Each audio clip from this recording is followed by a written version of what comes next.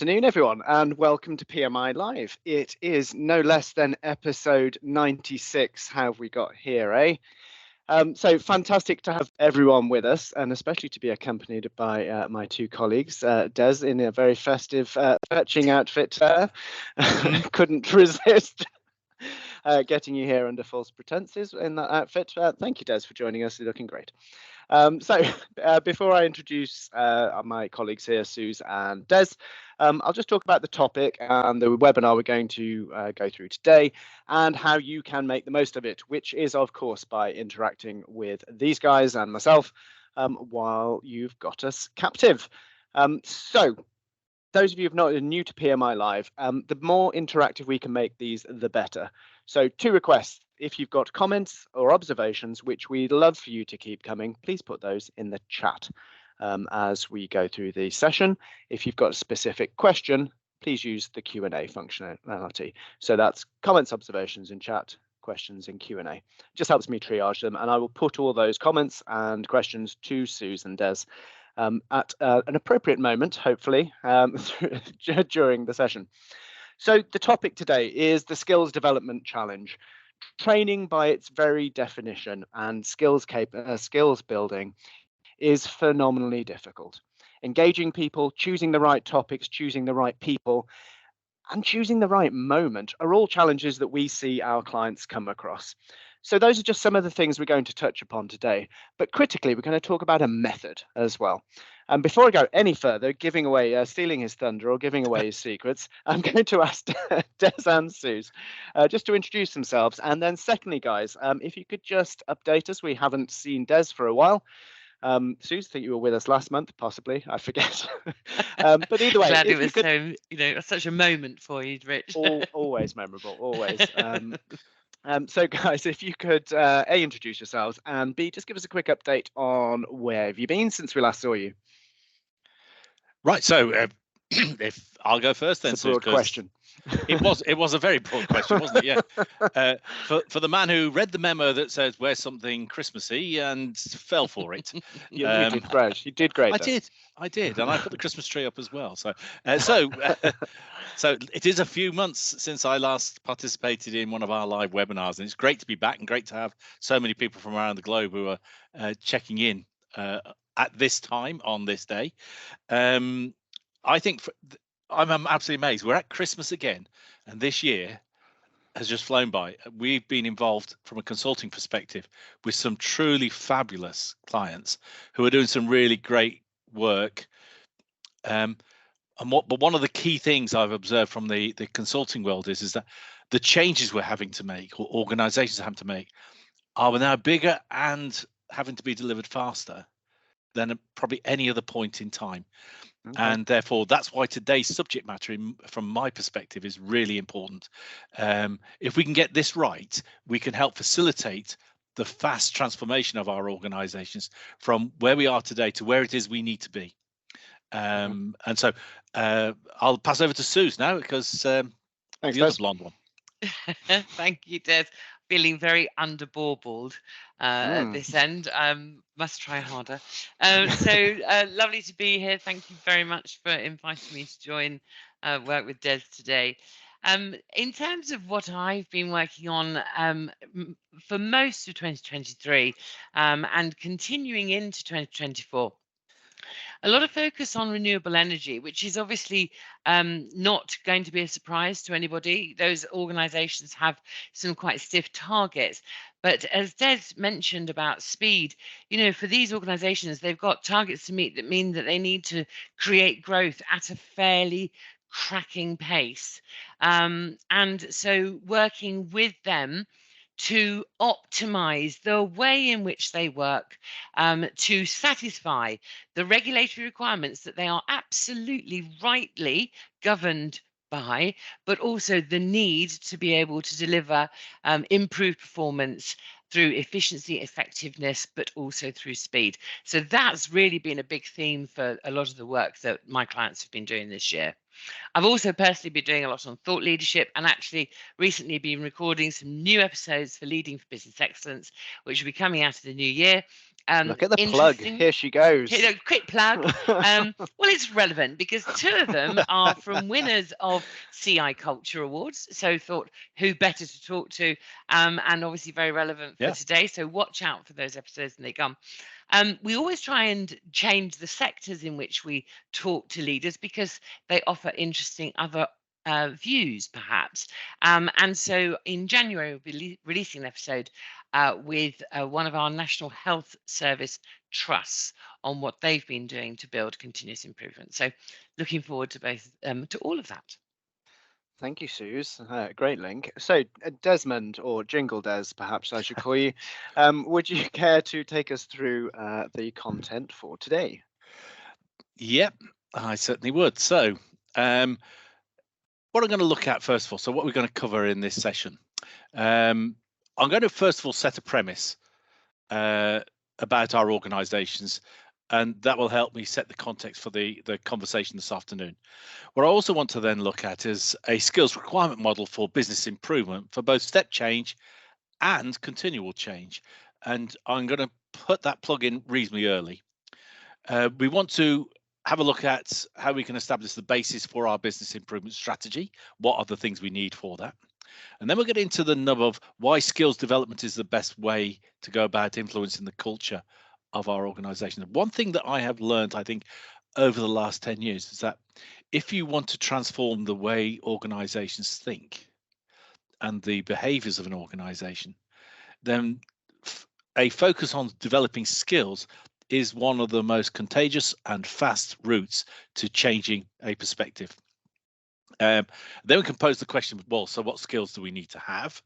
And we'll round out the session with just things to be aware of.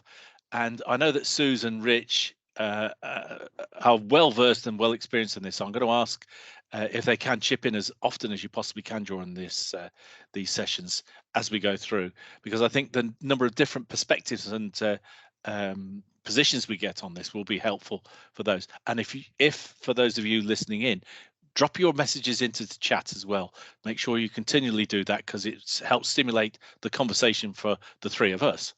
So that's what we're going to be covering.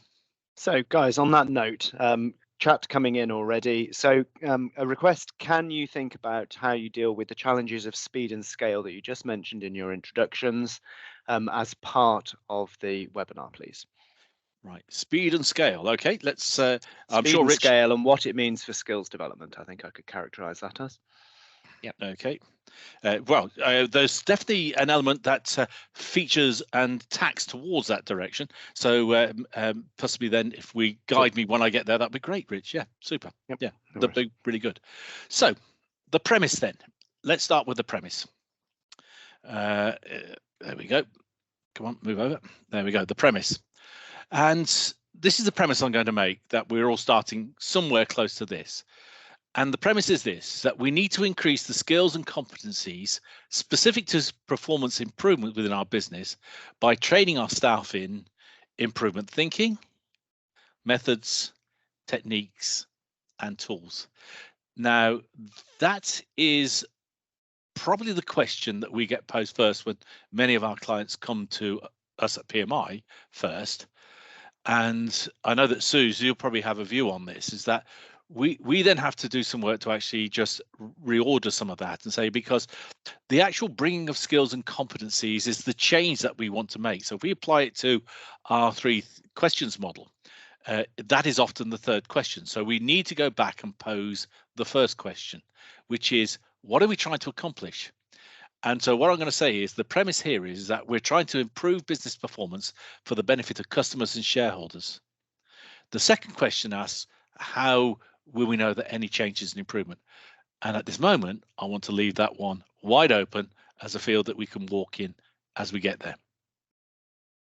So the one thing that I just wanted to add, and I'm sure and hope that anyone who's with us today will be completely aligned in this, and it's that last sentence on your box around what we're training people in, and the fact that it's not just tools.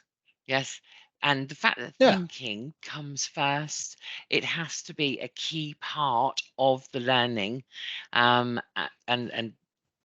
tools really useful.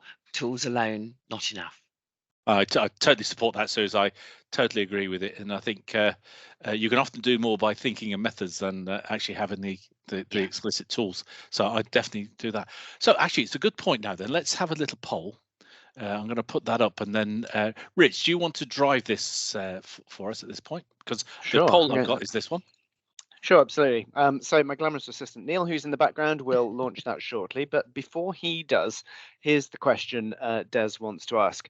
The method we use for evaluating our progress towards performance improvement culture is ... tick all that apply. So what we're trying to do here is get a sense of what goes on in your organization or organizations you have worked for now or in the past. So we've got, we count the number of belts trained, and the more belts, the stronger our improvement will be.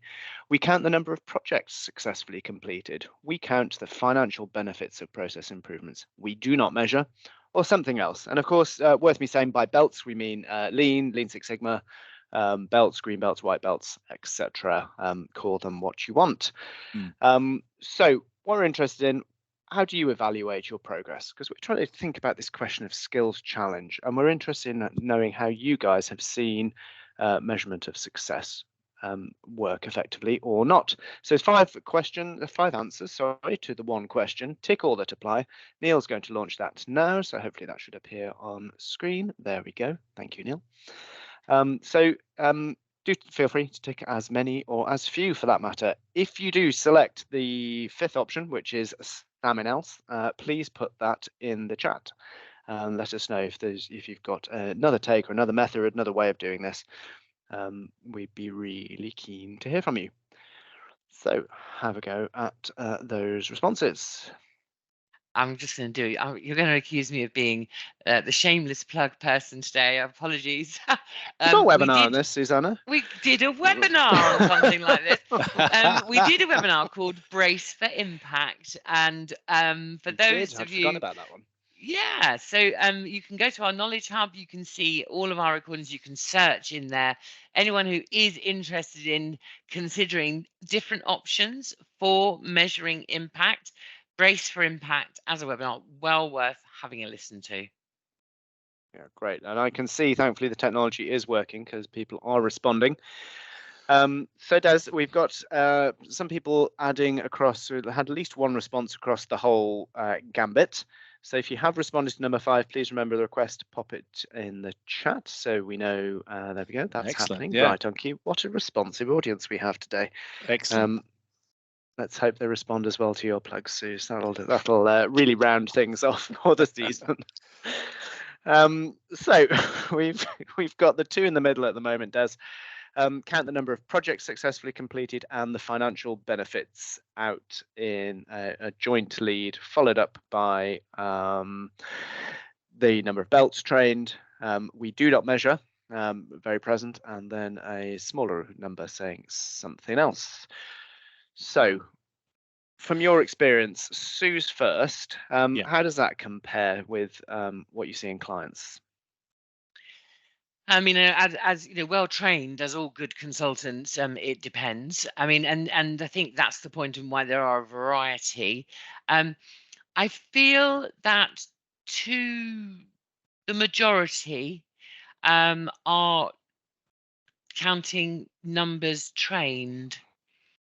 That is where they look for me as a percentage of the population.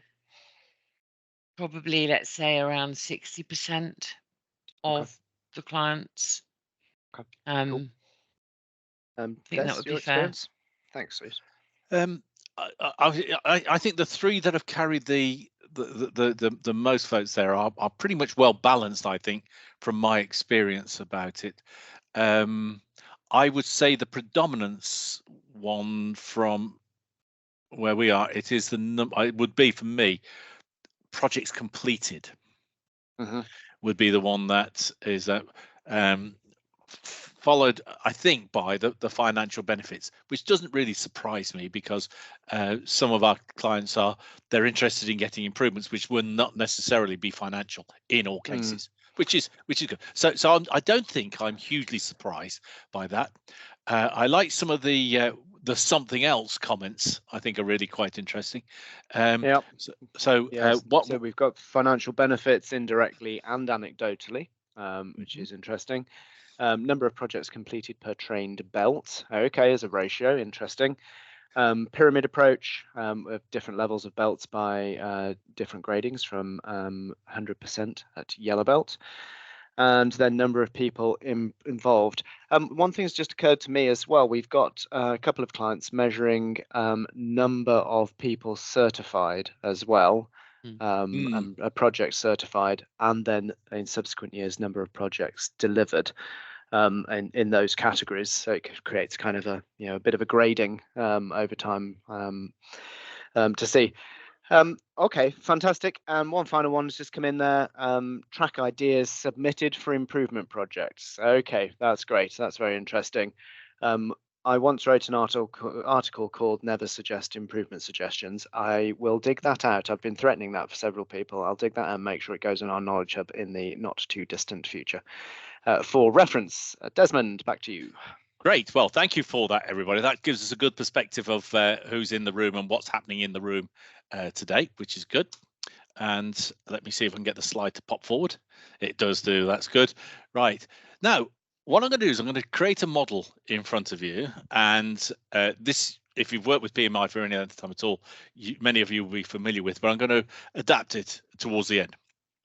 So on this particular model, we've got performance on the y-axis to the left going upwards, low at performance at the bottom is slightly lower, at the top it's high. So we obviously want to get to a high position. And one of the things that we know is that if we launch a process into a business today and we do nothing else with it, we just simply launch it. Maybe we have a bit of a fanfare and a little bit of a training session, but if we do nothing else with it, over time that process will decay. It will suffer from what we refer to as natural process entropy. It will just decay down. We mitigate that through a technique which we refer to, starting off with, standardize, and then we maintain. And through the act of standardize and maintain, we learn about the process, and that enables us to continually improve.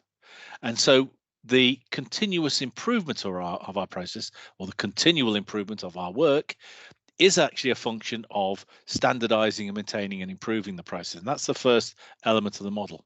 There are circumstances, however, where no amount of continuous improvement is going to be satisfactory for the business. It could well be because you've got a strategic change or customer requirements have changed. Something has impacted the business which has caused you to stop and say, we need to make a step change. So we want to make a step change in performance. And the only way of really delivering that effectively and efficiently is by a step change project. Now, pretty much everybody who's going to be on this call, my guess, is going to have some form of skill or background in Lean Six Sigma projects. So the step change, either DMAIC or the PMI cycle. And we use that process to actually bring about step change. And then once the project is coming to its completion, we standardize the process again, and we put it back into the day-to-day. And there we're back to standardize, maintain. Now, so what I'm going to do is I'm going to generate a visual metaphor here, and in a moment I am. So anyway, so the point I stress here is that we need to plan improvement activities and therefore have skills in both step change and continual improvement of daily processes. They are two sets of competencies that the business needs.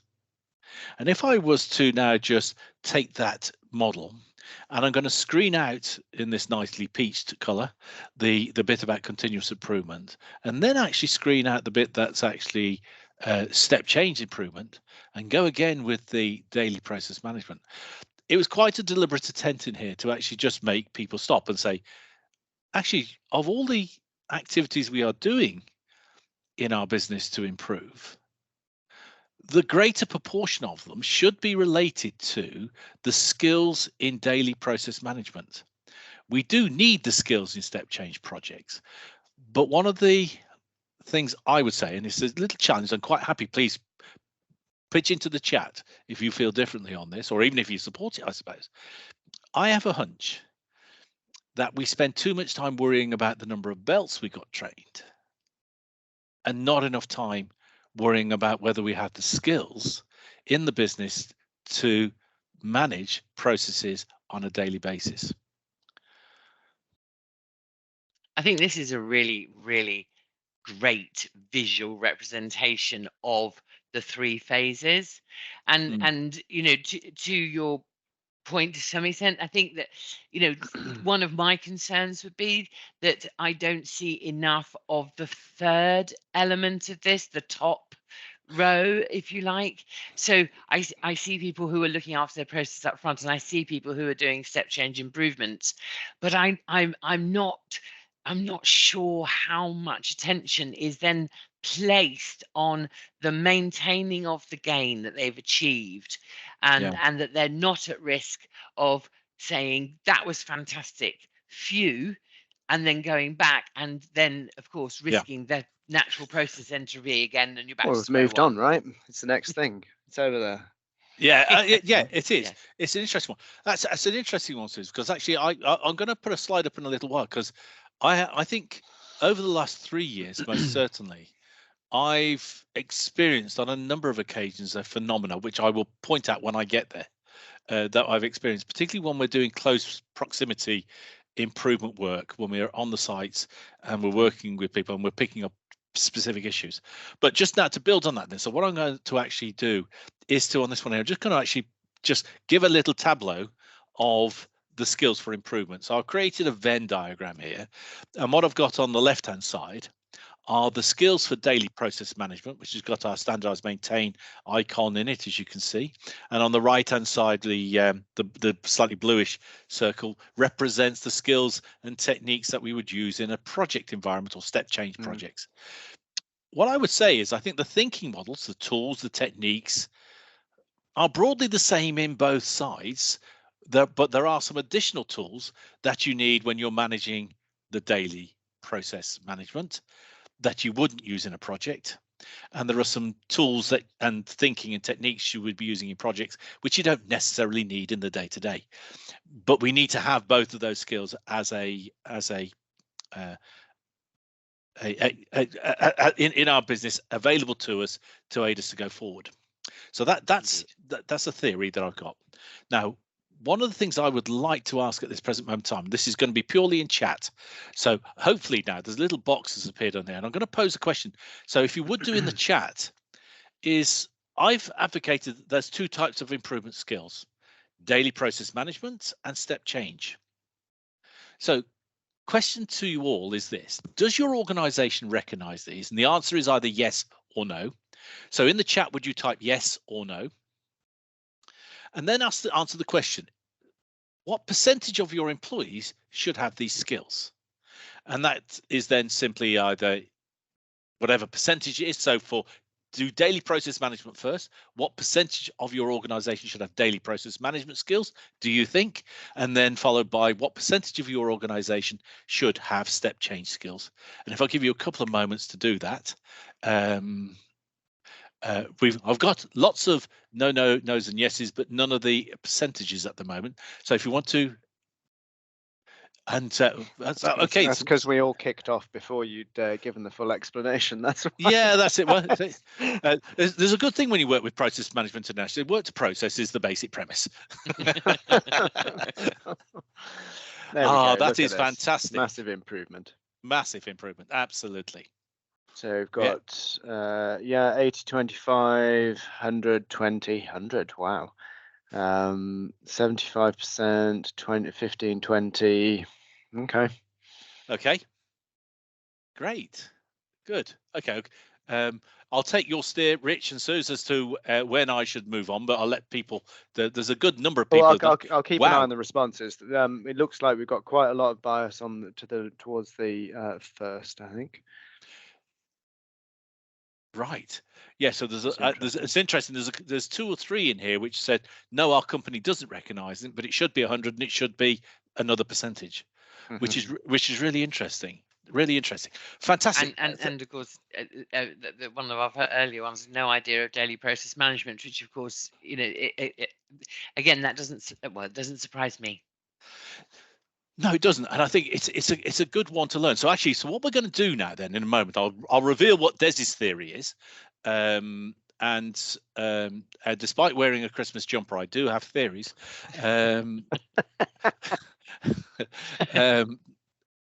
So I'll reveal what that is, and so I think in this one here, right now, this graphic may give it away a little bit about what I feel.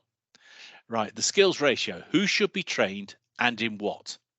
So I think certainly from the last 5 years that we've been working, one of the things I have been really keen to try and stress is that somewhere approximating to 100% of the organization should be aware of how to manage processes on a daily basis and have the skills and competencies to do so. Now, those that are required for step change, I'm going to be honest with you, I think I'm going to use a good statistician's answer here. It all depends on a number of different things. So what we're going to look at is what are the it all depends environments, but also what are the things that people might want to learn in that.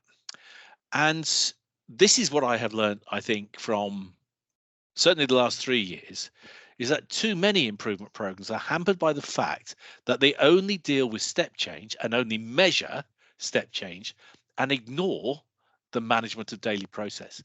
And I think we could turbocharge the transition of culture towards continuous improvement and acceptance of the continuous drive if we could just put some of the energy into daily process management. So that's one of the things I would say from our skills dilemma. So we talk about the skills development challenge. I think where the big void is in many organizations is in that arena that is called daily process management. And the earlier question in the chat around speed and scale, the focus on daily process management, you would be amazed at how quickly those skills can be adopted and are welcomed by people in that new way of working. So I definitely would recommend considering this if what you're looking to do is achieve speed and scale. I think that's absolutely right, Susan. I think there's another element to it as well, which I'll just add at this point, is that it is intriguing at this present moment in time, but I think all of the organizations I'm working with are really conscious of people's mental health and how well they're feeling and whether they're stressed or whether they have anxiety and stuff like that, which I think it's about time, and it's a fantastic thing that we are now as organizations doing it. And one of the ways of actually enhancing the human factors related to work is if we actually have people involved in and clearly responsible for daily process management. It is a fantastic cathartic response to these things, and people can go away, they can build their confidence. We know we can do the right things just by doing daily process management. I'm going to come on to the skills in a little while, so it may be evident as to why I say that. So let's first of all just quickly slice through what are the skills that we may need when we're doing step change projects, but also this. So one of the things I just wanted to actually reveal is this, and this I just want to put this down as a little like a rule of thumb, if you like, or a foundation rule, is that Lean, Six Sigma, Lean. Today, most people don't talk about Lean and Six Sigma. They may talk about operational excellence, business improvement. That they'll have probably another phrase for it, which uses the skills thinking, the methodologies, the tools and techniques behind Lean Six Sigma. But neither of those processes, either Six Sigma or Lean, can work optimally if the organization doesn't appreciate and have standardization as a mechanism in its business.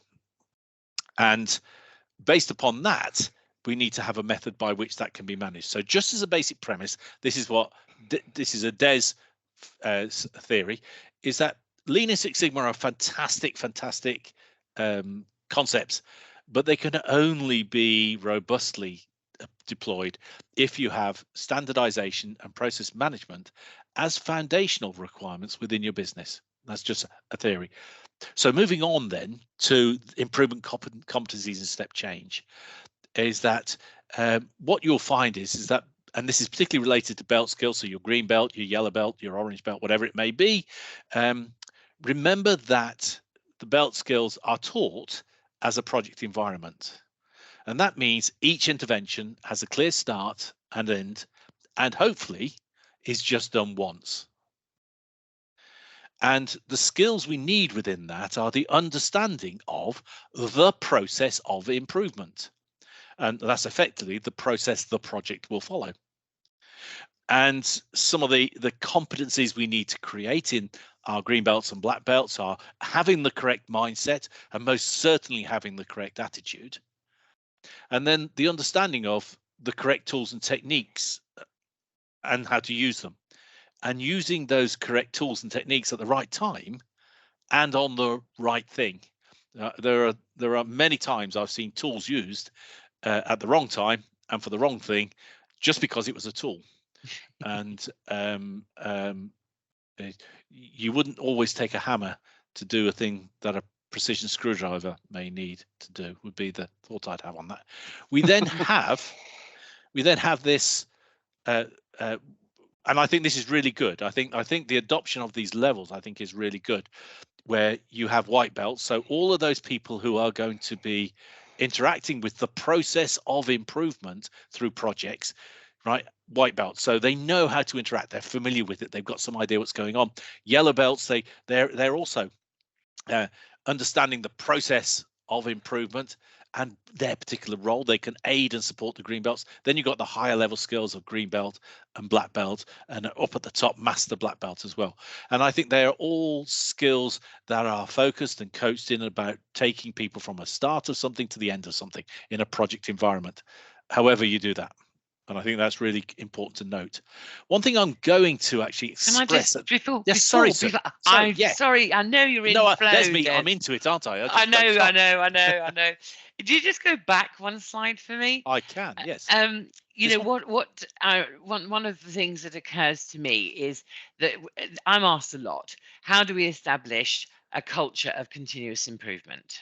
Yeah. It's what people understand needs to happen in order to really be successful. Yep. And in the same way that your picture earlier with the colors showing the standardize, maintain and improve, the step change, and then back to standardize, maintain and improve. For me, on a project cycle, as we're showing here, whether it's you're thinking of it as the control of DMAIC or standardize of our improvement cycle, that's the part. The standardize at that stage is about standardizing it into daily love and care, otherwise known as maintenance. But you know, they need to be looked after once you've achieved the gains, and seeing the system by which you establish those methods for continuing to look after them is so important where people are using step change. Really important. So really good. Yeah, and actually we'll emphasize that a little bit, because if we look at the project environment, and this is using the PMI cycle of improvement, and as you can see is that one of the rules of thumb, I'm going to put two up, so maybe it should be basic rules of thumb, but there we go. I don't know who this thumb guy is, but he's quite good. You cannot improve something that is not defined. Now, that's not a DES statement, that's an IMI statement going back to probably the early 1970s, where he was encouraging people to actually standardize. And you can see the first thing that we do in the actual project, or one of the first things having got in there, is to understand the process that we are trying to improve as a project and streamline and standardize it, so that we've taken out all the nonsense and rubbish that's in there. And that's very important. Then we go through and we apply all our fantastic skills. We do some really good diagnostic work. We come up with some really great theories as to how we can make improvements. We test those theories. We get to the point where we're happy with what the changes are going to be, and we're now going to actually release them into the day-to-day. And the message again is, well, you can't implement new work into the day-to-day without it being defined. And that again is a process, and that's the element of standardize. And so this takes me then to the slide that I was going to say I'm going to give you some of my views about, is that standardization is the bridge from our projects on the left-hand side of the screen through to the standardize, maintain, improve in our day-to-day workload. And I think I would say, and I'd be really interested to get other people's views on this, one of the things I've experienced in the last 3 years, not at every client, but at lots of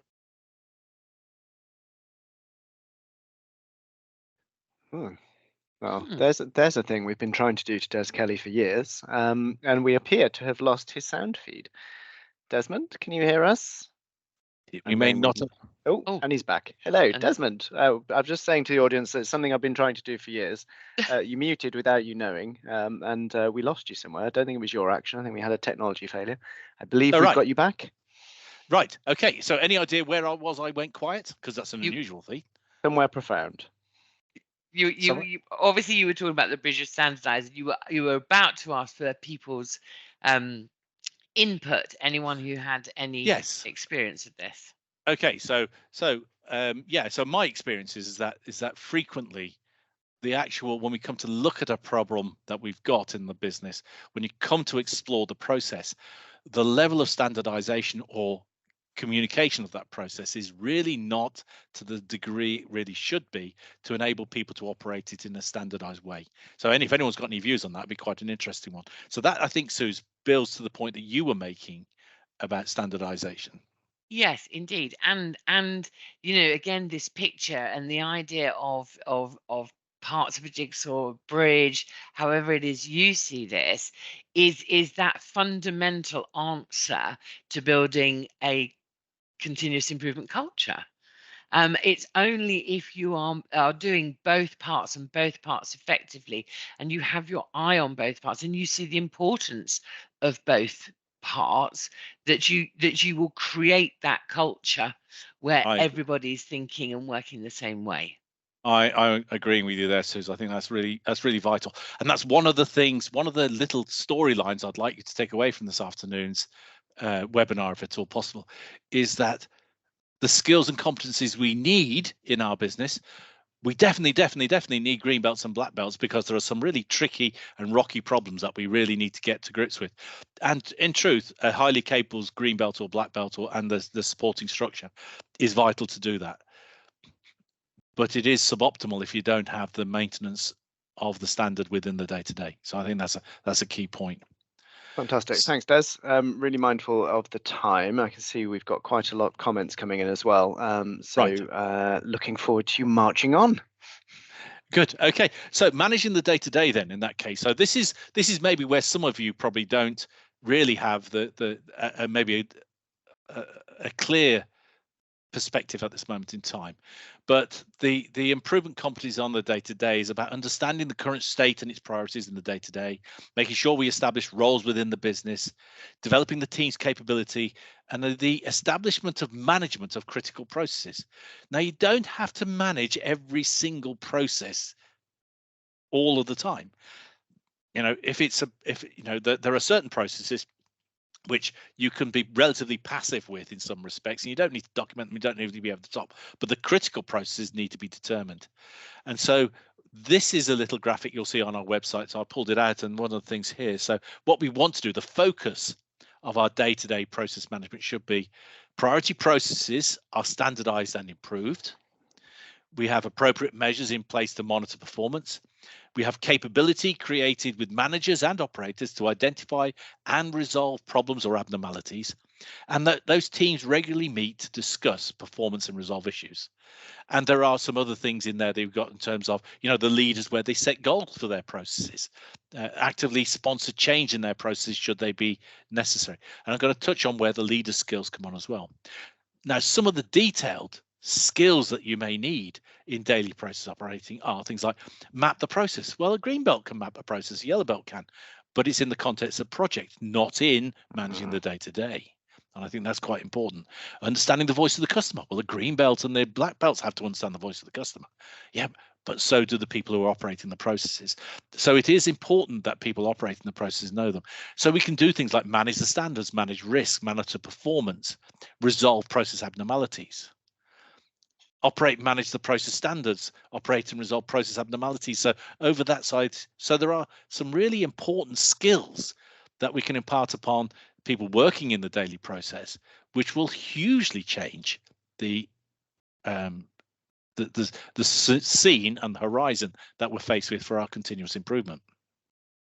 Yes, and that middle column and the right hand column are a great way of articulating what skills and competencies you need in the day to day, and that this becomes part of your normal work. Yeah, it's not something to be seen that we only do when we're doing a project. I agreed, and I think that's one of the things is, and over the last 3 or 4 years when we've been introducing these techniques into the sense of uplift in emotions and capability of controlling their world is huge. It has a really big impact on people's psychology. So it is definitely worthwhile thinking about. And then I'm just going to also just quickly say, right, we've talked about belt skills, and we talked about maybe we need to have something in the day-to-day, but also just quickly, don't forget competencies of the leader, particularly around developing strategy, managing change, managing resource, developing people, developing the culture, which I'm going to come to in a little while, managing risk, managing performance, and linking the voice of the customer to the voice of the process, or as I've phrased it in the text there, stakeholder and customer advocacy. Now, I've quite deliberately put those together as a meshing gear set, because if they're not synchronized and they're not tuned and they're not operating correctly, the business will seize up. And within the middle of that, we need to have a view that we're having system leadership. So do bear in mind, if you're going to have skills and competency development, our leaders do need some skills and development as well. They are not to be left alone on this one, because leaders can learn new habits. And leadership must be synchronized for the system to run smoothly. So we've now got 3 categories. We've got projects, we've got day-to-day, and we've got some leadership skills. And they are all encompassed in the skills development challenge that we should be facing off to in our CI or operational excellence strategies. I couldn't agree more, Des. And I think that you're absolutely right. In that sense of the gears, I really appreciate, because otherwise what you get is that disconnect between the top of the organization, because they're not speaking that same language. Yeah. And as soon as you get that, leaders can understandably want to say, please, just stop doing that, and can you just go and fight a new fire for us somewhere else? Yeah. And understanding we've got a method for that now. It's really important. It is, and my experience also is, Rich, I'm sure you've got a view on this as well, is that when we actually sit down and we actually start working and coaching leaders, they are really appreciative of the fact that there are ways of working and thinking and doing that can help them with the very issues that are keeping them awake at night. Yes. Absolutely.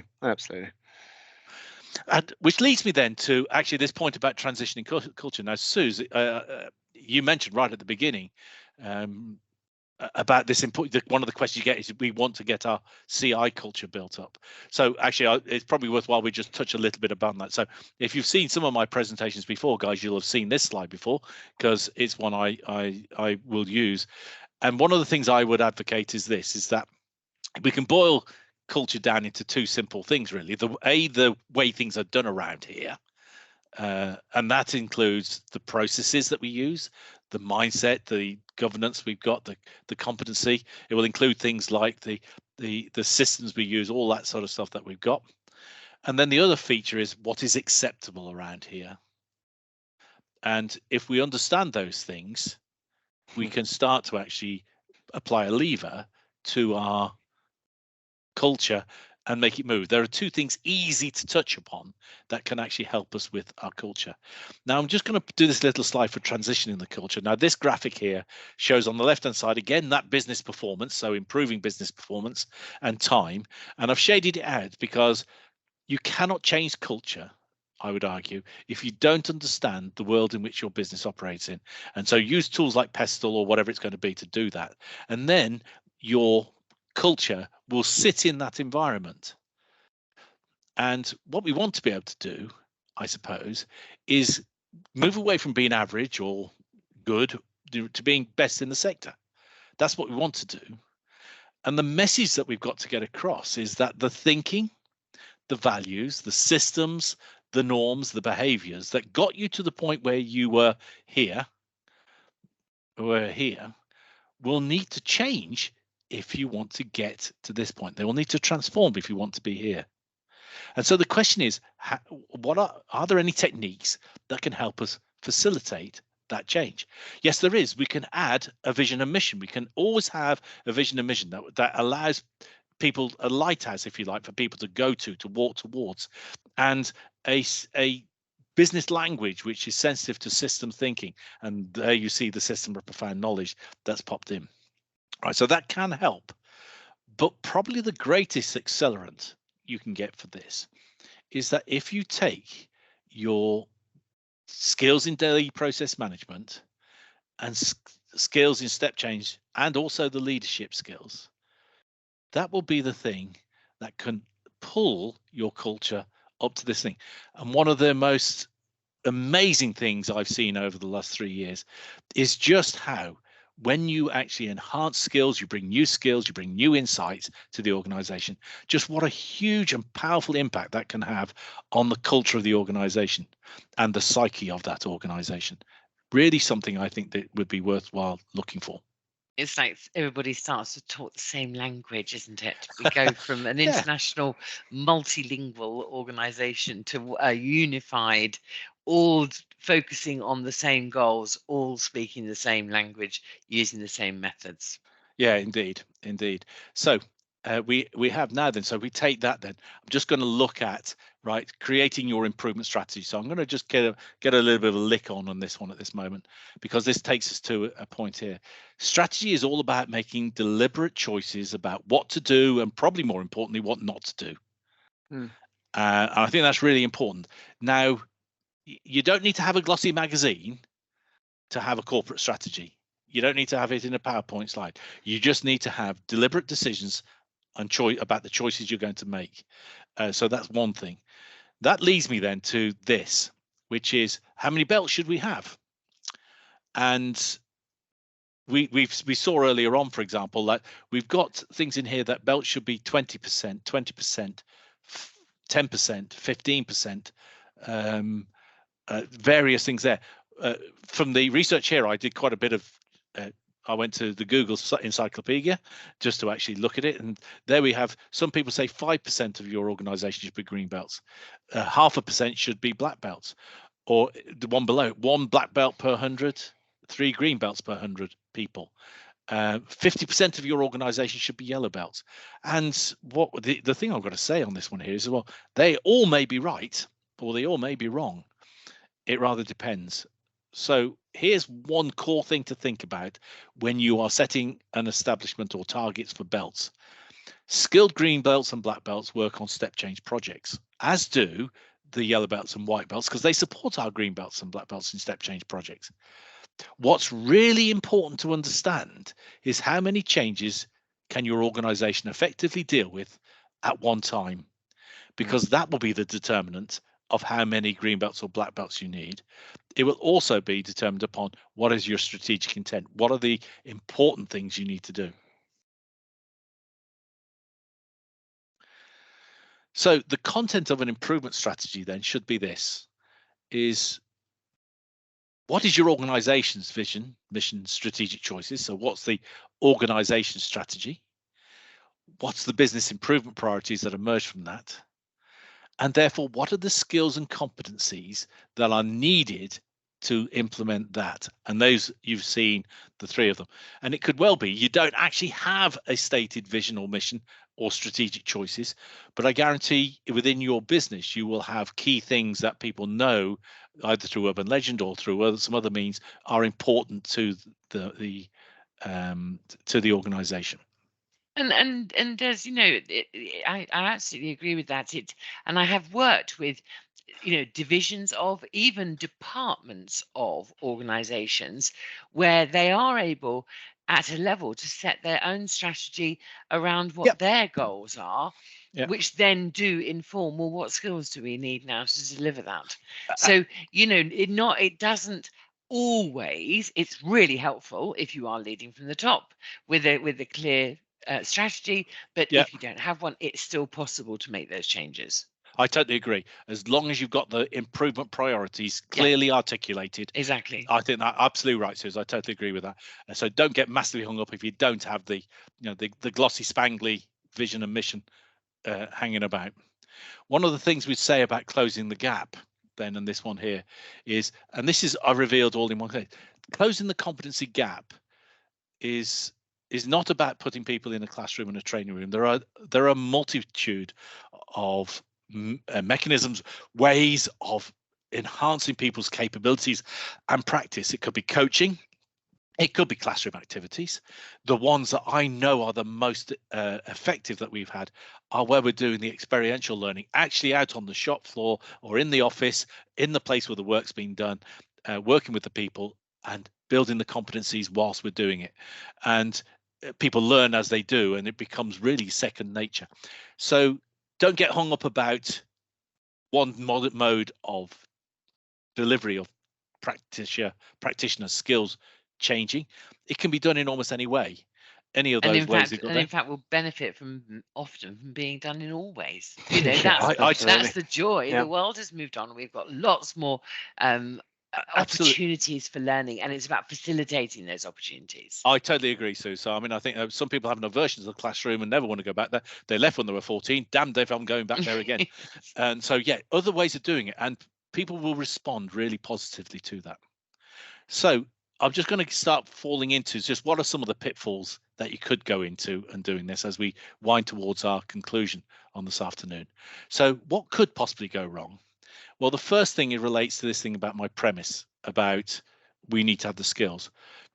If you forget that the purpose of training and improvement is to generate improvement in your organization's performance, you are going to find that your belt program will be somewhat optimal. Measuring the number of belts or people trained and not the benefit or impact. It really is the benefit or impact that's going to be the thing that brings this home. And the other issue is only measuring the financial benefits, but ignoring all the less tangible ones may be a problem also. And the reassuring thing is, from the comments here, I think certainly from this audience, we seem to have a decent spread of that. Yes, this is, I think, definitely preaching to the choir in this case. I think definitely on that one. Yeah, so that's good. So the other factor is what could possibly go wrong, and this one I'm going to be quite strong on. If you ignore the day-to-day and its management, you will never get optimal benefit from your black or green belts or white belts or blue belts or whatever they are. The number of belts trained is related to how much trained your organization can cope with. And that's going to be different for every organization. As long as you studied the organization and you understand what it's capable of doing, then that will be enough. And don't get bullied into you must have 10% of X, otherwise you're not a good organization. But the other point I would actually say, this one here, and this should influence the amount of green belts or black belts you're training or you've got. Belt skills and competencies are, in my view, steadfastly in the use it or lose it category of skills. We need to ensure that your belt skills are continually practiced. And I know that the first couple of green belt and black belt projects that I actually did, I look back at now and I think, really? Right? I know I can do better now because I've practiced it and practiced it and practiced it. And I've seen our delegates, and Rich and Suze, you know this, we've seen our delegates where after they've done a great first project, but they've been encouraged to go again and do a second and third. And there's the second and third where you get the profound learning and the huge benefits, both from a psychological point of view and a financial. And it becomes a rhythm. It Yes. becomes a natural rhythm, and they want to do it because Yep. it is so rewarding work. Yep. And it feels natural work for them to work in that way now. Indeed. So last couple of slides then for me on this one here. So what could possibly go wrong? And it is this one. Understand the world that you operate in. Ignoring the world that you operate in will weaken your improvement programs. If you don't understand the world you're operating in, you're going to be something like that. Also, believing that we don't need to change will pretty much ensure that you don't. Yes. Right. And the last one on this one. If you do not have a corporate strategy, you may not have made the choices on what to do and what not to do. Therefore, everything may be a priority and therefore nothing may get done. So it could well be you need to do an encouragement, notwithstanding the fact that says as long as you've got that starburst, you can get away with it. You must consider the skills required, and they'll be more than just related to change projects. They are going to be related to change projects day to day and leadership skills. Because remember, leaders will need support with the new skills also. So my summary on this one here is this, and this takes us to where we're at. The principal reason for developing an improvement skill is to improve the business, and it should be no other reason. Skills and competencies must be developed for step change and daily process management. Pay attention to the leadership skills in leading the transformation of the business. The number of belts you have is directly proportional to the business's ability to absorb change and will be different for every organization. Skills development is a very strong catalyst for cultural change. And if you can, your improvement strategy and therefore your skills development should be aligned 100% with your organization's strategic choices. And that takes me to my last slide. And so I don't know, Rich, whether there's any other questions that have popped in whilst we're doing that. So lots of comments around the your number one point on here, actually. To the principal reason for developing improvement skills is to improve the business. How often do we lose that and lose sight of that? Yeah, there's for all the reasons that you've mentioned throughout. And I think you've done a great job, Des, inadvertently of answering all the questions we've had. However, as ever to everyone, if there is any other point that you'd like to pick up with us in more detail, don't hesitate. You may have gathered we love to talk. So drop us a line at team@pmi.co.uk. You'll find all the contact details on the website. Do drop us a note as and when if there's any of these challenges you'd like to explore in further detail. And we always love to hear your comments. So thank you so much for joining us. We are kicking off the new year on the final Friday of the month at 1500 hours UK time with What's Hot in Improvement for 24. We've got our colleagues Damien Albinson and a new joiner, Mark Allison, who will be doing a great job of collecting together our client experience and seeing what's going on and how you can drive your performance for the next year. On that note, on behalf of Susanna, Jingldes, myself, and everyone at PMI, wishing you a fantastic holiday period and a peaceful and restful Christmas. Thanks for joining us as ever. Cheers, guys. Thank you. Cheers, Bye. everybody.